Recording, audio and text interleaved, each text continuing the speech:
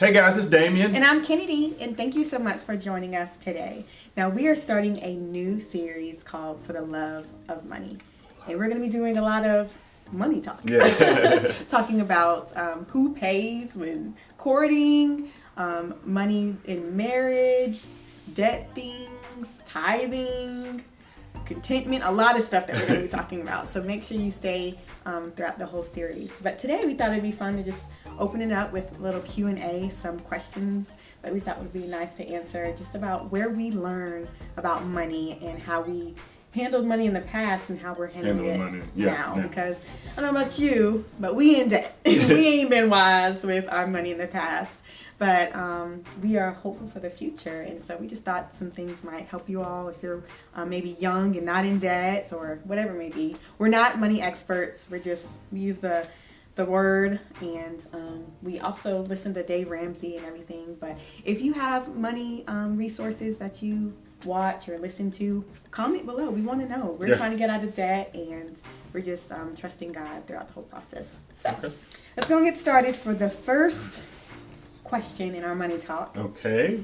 If you had $1 million, what would you have done with it in the past? Ooh. Not your mindset now, but in the past. In the past, how would you? Oh, half of that would be a house. Another $100K would probably be a nice car. So I'm down to what, $400,000. Trips, because I really like taking trips, and probably try to give my mama a down payment, my mom and dad, when probably a down payment on a house. I'm gonna probably have the house. They get half a house. So and then probably save probably $100,000. That was just yeah. I think for me, same thing. Probably just like blow it fast. One of those people that win the lottery and then a year later you're like, where'd it go? But I'd probably buy a house, a nice house, ridiculous house, probably shopping spree. Yeah. Nice car. I'd probably eat half of it, honestly. I'd probably eat like decadent food. Like, oh yeah, I'm going to some place to eat the best food, ordered all the food off the menu, fresh seafood, as we mentioned before. But yeah, I'll probably get a lot of it. Might give some to my family too, but mostly I'd burn it. I probably wouldn't even save any, but in the past, probably just like burn it. I was still, because we learned a little bit about saving, so I would have saved a little bit. And I forgot, I used to like dressing up more. And so I probably would have bought some clothes. So I probably only saved $50,000 now. With some jewelry, get my hair, nails done, looking cute. Okay. So, number 2. Which leads to, like, how did you handle money in the past? As we've seen how we handled so in the past. Handling money is in quickly, out quickly. Was just learning how to make money, but I really didn't have any plan for the future. Or like Dave Ramsey says, every penny should have a plan for it. So, back in the day, I wasn't planning anything with my money. What about you? For me, there was a saying that I used to say, and when I'd swipe my credit card, I'd be like, "Future Kenady problem." Wow. So it wouldn't even be like I'm just spending my money. I was like, I'm spending money I don't even have. And I'm like, I want this bag of. So this is important. So it's future Damien problem. That's what it really is. But I handled my credit card before we got okay. But yeah, it was mainly in college where I'm like, I want a new outfit so I can go to this party or whatever. Credit card. Shoot, that's why I do not get a credit card in college. They get you turn 18 and you got all these. And then give you a year of free interest, and then the next year it's like, bam. So yeah, I was just future penny problem. But I also penny pinched as well too. It was very weird. Wow. Like what I had, I was like, let me be cheap and get this. But when I was like, I ain't got it anyways. Wow. It was very weird. Flawed thinking. But that was in the past, like we talked about. Okay. So the next one, where did you learn about money? So it was a collection of things. When I was entering into adulthood, I'd say teenager / adult, I saw my grandfather and grandmother transitioned from the earth.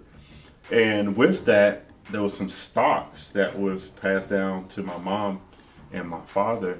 And I was like, okay, like, stock is important, because he had some Coca-Cola, and he actually knew Warren Buffett, the owner of Berkshire Hathaway. And so he had some of that stock as well. And so I started learning from my parents a little bit. My dad really didn't preach a lot about that. And so those were the two things. And then my twin brother who helped in another area. But yeah. What about you? Like, honestly, I don't know where I learned. Like, I really never had like a money talk. Wow. I remember in like 8th grade or something, we had a class where we learned how to write a check. But I really didn't learn about it until like, I guess, church. Wow. Maybe like 6 years ago or so, when I did Financial Hope. Okay. And we talked about budget and getting out of debt and just like saving money, tithing. So I was like, oh, snap, I've been doing this wrong. Yeah. So I know my mom was more so of a more diligent with like planning and everything. But I just kind of, all my friends got this credit card, they getting this too. I would do that too. Like, I got $20, let me, eat it. Like I said, I remember in high school, my parents would give me like $20, and I'm like, okay, I got $5 for this Starbucks. I'm gonna get, $10 movie ticket, and then I'm gonna buy this shirt off clearance for $5. Wow. And I wouldn't save it. And what I had, I'd spend. And so it was really not until my 20s where I learned like solid money things. And I'm thankful for I our do church. have a story. It's not really a story, but a time Scott Howard, he came. Howard, yeah. Yeah, Howard. He's the money guy here in Atlanta on the radio. Clark Howard. Yeah. Clark Howard. He actually came to our school. Oh. And he said, if y'all put away 10 cents a week, y'all will be millionaires. And I didn't listen, obviously, to him. Where's the money? But yeah, I remember that. I think God, that was a divine moment for me, but I didn't. Yeah. Me and Jillian started, but we really didn't follow through with it. So, and then later in life, reading Dave Ramsey book, and so that was pretty good. So yeah, good. All right, the next one. How would you have handled money differently growing up? What would you have done differently? Ooh, save more. Yeah, save more, and actually listen to Clark Howard. I mean, think about it. I remember my mom used to watch him. Yeah. So those two things, we would have had a different life, Kenady. I forgive y'all.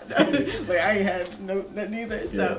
So, for me, I probably would have not used the credit card. I know later on in my credit card life, I would pay it off at the end of the month to like help my credit. But before then, like I said, a future Kenady problem, I don't care, whatever. And yeah, saving, budgeting, and just not spending stuff on meaningless things. Being more content. Thinking, I was a very impulsive buyer. So like, I want it now, I'm gonna get it. If I don't have it, future Kenady problem type thing. But I even though I say that I use my credit card, I never had like thousands and thousands of dollars. But a credit card at $1,200 as a college student that doesn't really have a real job, it's kind of a lot. But so I would have definitely think before I bought, and save more. Would have tithed sooner than I started. So yeah. So I really didn't have credit cards at all. I had one that was open a couple years ago for a business thing, and we paid that off. And so I really didn't like credit cards because I heard people kept on saying it was like interest is high, and I knew that anything on interest, I just didn't want it. So yes, I really I was in that trap, all up in it. So now that I think you're wise now, right? Are you? I'm married to you anyways, how do you currently handle money now? So I think I do pretty good. I don't do every penny budgeting, but my twin brother actually taught me how to tithe. My father was a pastor, and he talked about it, but my twin brother was talking about my finances one day, and he said, the reason that you're not coming up in finances is because you're not giving and returning back to God his portion. I was like, and so ever since then, I don't know, I might have missed a week, maybe two. Don't strike me down, Lord. But I've been faithful with the tithe. And so if I received $1 million, 10% is going and returning back to God, because God called that a holy thing. And then the extra with the offering, I give, and I try to give cheerfully. Sometimes my heart was like, but It's a lot. but I try to give that cheerfully away. And so that might be, I have like 850 left, and then I can strategically, do that. Yeah, that's good.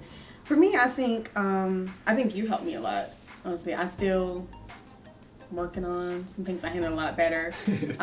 But kind of thinking, like, I think you're the one that kind of told me you don't need it now. Like, wait a little while later and see if you still have that burning desire. Yeah. So I want to thank you for that.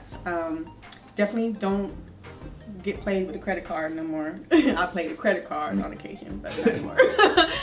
Saving, tithing, and budgeting. I use coupons a lot for grocery shopping and trying to get deals on gas, and just forward thinking. And I haven't been really great in investing. I think you kind of do more on the investing thing right now. I'm just kind of like save, you give, you spend, and working on the investing part. And we got the 401ks and stuff like so that. I do have that, but that's like trading. I don't know none of that. Like, I'm like, I don't even want to know that. I'm like, you got this. But yeah, just being more diligent and faithful with it. And also a major thing that I handle is more so not having a poverty mindset. So that has been a big shift, because before, especially in college, like, man, I'm broke. I can't do this. I'm broke. This, that. I changed that. I'm like, this is not in my goals, but I'm wealthy. I have more than enough. And I think that when you change that, it also changes how you handle money too, that mind shift. And then we talk about this in coaching a lot. When you change the words that coming, and they call affirmation. When I change those affirmations, what it helps you do is turn on a creative mindset, where when I say I'm broke, I'm closing my mind off on imagining how to become wealthy or build a business or whatnot. So when I'm saying I'm wealthy, God has given me all wealth, because he has no endless, it's endless with his bank account. He starts depositing into us wisdom on how to not just get money for ourselves, but get money to give money and expand the kingdom of God. That's so good. That's so good. So we're going to end with kind of like the same question that we started with. If you had $1 million now, how would you handle it? I was trying to answer that for the last one, but yeah. So again, 10% out and return back to God, and then probably 2 to 5% offering, depending on what my heart is and what God is saying right there. Then I'm putting stuff, if there is debt, I'm knocking out some debt there. I'm putting probably about 20% into a fund where it can start gaining some money for me. Then I'm putting some in savings for emergency fund if it's not up. And so I'm probably halfway. And then I'm looking for some investments. If we don't have a house right now, maybe put it into a house or something like that. And food and stuff will come later, but needs a lot of stuff. But I probably that 500,000 is more in the investment tools. Yeah. So offer it before I even think about it, before I eat anything out of that tithing as well. And then I really ask God for guidance. And kind of guidance, like what you said, with how much to give above the tithe. But really, like, Lord, what do you want me to do with this? And I'd be more so less of the consumer side and more of the investment and giving side. And I think our heart is to be able to give, but not just give like, hey, here's some $20 or giving that, but like, what is this going to make a difference in eternity? What thing can we fund that feeds people in wherever, or doing this nonprofit that's spreading the word of God, not just, not feeding just mouths and feeding but hearts. yeah. That's And good. so how can I do that? Getting out of debt as well too, but really being led by. And of course I'd eat, here and there, but it'd be a mind shift, like, Lord, you've blessed this with in my hand, Yeah. but it still belongs to you. I'm a steward of it.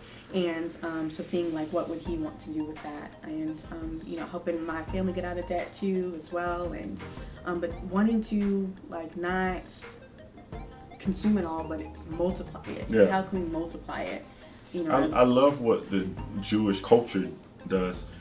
It's called the circle principle, right? And so what they say is they believe that God has given them a certain amount, and that they, again, pray to God for that. And then anything outside of that circle, they give it away. And I love that. And I think that's where we're like leaning to, just trying to have a heart of contentment and be satisfied for what we have. But we know that God is having us in a place, in a future place where our space is a little bit bigger, and we can invite people in and just host them. And so we're getting there. Yeah. We're So getting there. we're not going to get too much in contentment, because that's going to be a whole nother video. So we're going to stop it right there.